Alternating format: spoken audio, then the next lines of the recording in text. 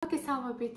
დღეს გავაგრძელებ ნაცვალსახელების განხილვას და მოდით დავიწყებ უკუქცევითი ნაცვალსახელებით. ნაცვალსახელები ითარგმნება მე ჩემ თავს, შენ შენ თავს, ის მის თავს, ჩვენ თავს და ასე შემდეგ. მოდი ახლა განვიხილოთ. მე I ჩემ თავს, myself. შენ you შენს თავს, yourself. He is he ბიჭზე მის თავს, himself.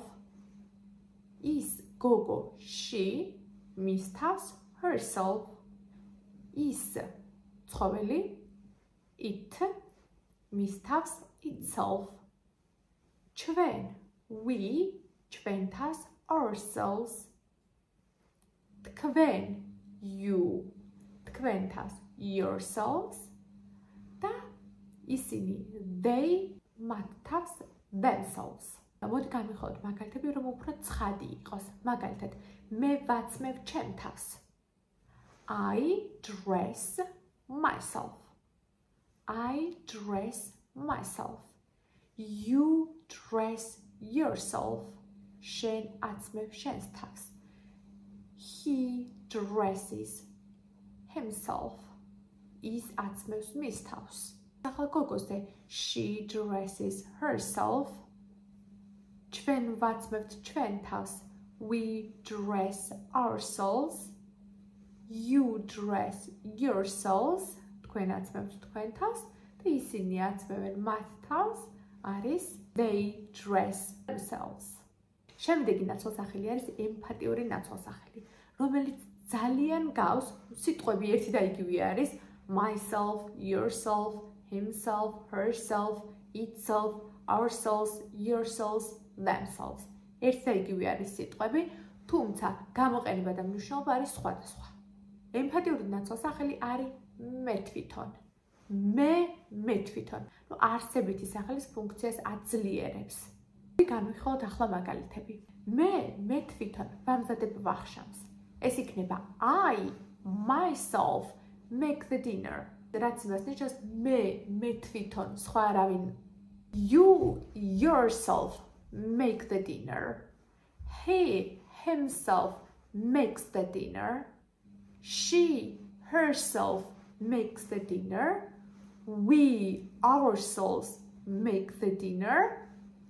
You yourselves make the dinner. და they themselves make the dinner.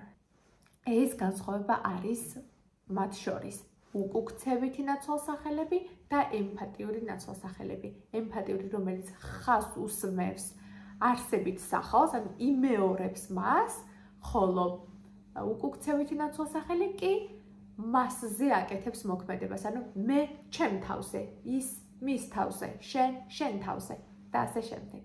შემდეგი არის კითხვითი ნაცვალსახელები, რომლები იქნება რა, ვინ, ვისი, ვის, რომელი. დავიწყოთ ვინ. Who is your best friend? ვინ არის შენი საუკეთესო მეგობარი? What time are you free? რომელ საათზე გცალია? რომელი which color do you like? რომელი ფერი მოგწონს? ვისი whose car is parked here?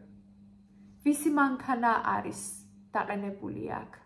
ვის whom do you trust the most? ვის ენდობი ყველაზე მეტად? კითხვითი ნაცვალსახელები გამოიყენება მხოლოდ კითხვით წინადადებაში, როდესაც ვსვამთ კითხვას.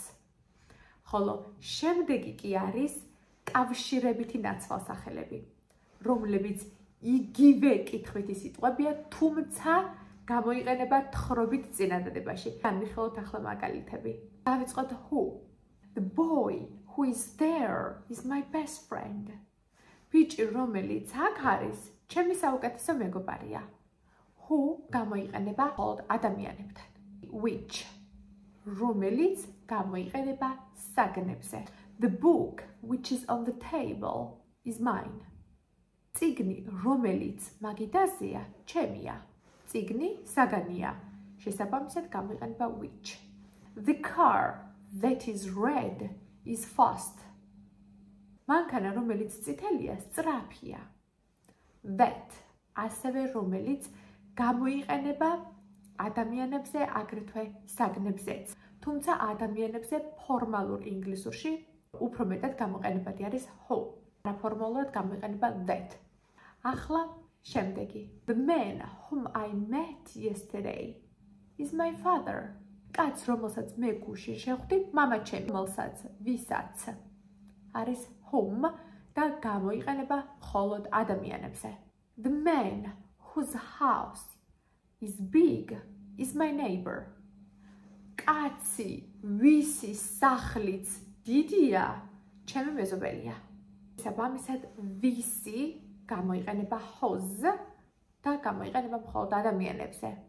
Who გამოიყენება ადამიანებზე, ვინც, რომელიც, which გამოიყენება რომელიც საგნებზე, that გამოიყენება რომელიც ადამიანებზეც არაფორმალურ ინგლისურში, ხოლო რომელიც საგნებზე. Whose არის კუთვნილება ვისიც, ვისი გამოიყენება ადამიანებზე და whom გამოიყენება ვისაც ადამიანებზე. თუმცა სასაუბრო ინგლისურში გამოიყენება უმეტესად who. შემდეგი ჯგუფი გახლავთ განუსაზღვრელი ნაცვალსახელები. დავიწყოთ ერთი და იგივე მნიშვნელობის სახელებით. Everyone, everybody, ყველა. ეხება ადამიანებს. Everyone გამოიყენება როგორც ფორმალურში, ასევე არაფორმალურ წინადადებებში, ხოლო everybody ყოველდღიური საუბრისთვის. Everyone is here, everybody is here. ყველა აქ არის. ვიღაც, someone, somebody. ერთი ადამიანი, მაგრამ არ ვიცით ვინ, ვინმე. შესაბამისად, someone გამოიყენება როგორც ფორმალურში, ასევე არაფორმალურში. Somebody არის ყოველდღიურ მეგობრულ საუბრებში. მაგალითად, someone is at the door. ვიღაც არის კართან. Somebody is at the door.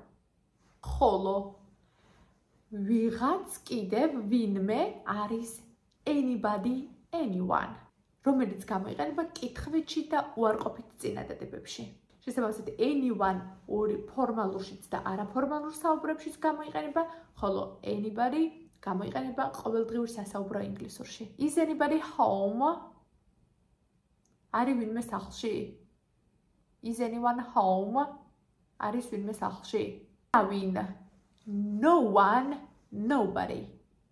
No one არის ფორმალურშიც, არაფორმალურშიც, ხოლო nobody არის ყოველდღიურ ინგლისურში. Nobody is in the room. არავინ არის ოთახში. No one is in the room. არავინ არის ოთახში. One-ებით რაც მთავრდება, ის ფორმალურშიც გამოიყენება, არაფორმალურ საუბარშიც, ხოლო body-ით რაც მთავრდება, ის გამოიყენება მხოლოდ არაფორმალურ ყოველდღიურ ინგლისურში. რაღაც, something გამოიყენება თხრობით წინადადებებში. Anything, რაღაც, გამოიყენება კითხვითა და უარყოფით წინადადებებში, ხოლო nothing, არაფერი. Something is under the bed. რაღაც არის საწოლის ქვეშ. Is there anything to eat?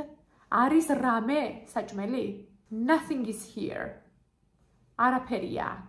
შემდეგი ნაცვალსახელი არის ურთიერთობითი ნაცვალსახელი.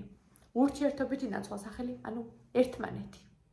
ერთმანეთი შეიძლება უკავშირდებოდეს ორ ადამიანს შორის კავშირი, ეს არის გამოიხატება each other, როცა საუბარი არის ორზე მეტ შემთხვევაზე, მაშინ one another. მაგალითად, ჩვენ ვეხმარებით ერთმანეთს. We help each other. ანუ ორ ადამიანზე არის საუბარი. ხოლო თუ მინდა თქვა, რომ ჩვენ ვეხმარებით ერთმანეთს, we help one another, ეს არის ორზე მეტ ადამიანზე საუბარი. ამ ვიდეოთი მორჩა ჩვენი ნაცვალსახელები, შესაბამისად, თუ სრულად გაინტერესებთ ნაცვალსახელები, შეგიძლიათ პირველ ვიდეოს უყუროთ და შემდეგ უკვე ეს ვიდეო არის გაგრძელება და ამით უკვე ამოწურული არის ნაცვალსახელების თემა. გემშვიდობებით შემდეგ ვიდეომდე.